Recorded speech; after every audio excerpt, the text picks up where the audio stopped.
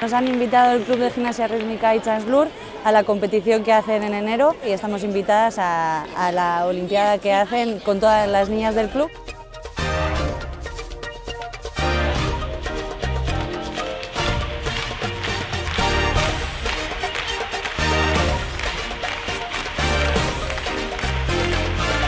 Quiero que cuentes conmigo, a dónde vayas te sigo, nosotros somos amigos, amigos del corazón. Y si tienes un problema, si algo te llena de pena, siempre estarán tus amigos, amigos del corazón. Para ayudar a que te sientas mejor, para poder dejar atrás el dolor, porque las buenas y las malas yo estoy.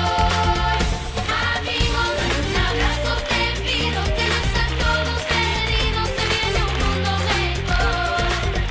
Quiero que cuentes conmigo, a donde vayas te sigo, nosotros somos amigos, amigos del corazón. Y si tienes un problema, que no te llegue. Hemos hecho un baile que lo llevamos preparando 4 meses o así y ellas han disfrutado un montón, el baile ha ido súper bien y nada, ellas están contentas, nosotros también, así que nos vamos contentos todos.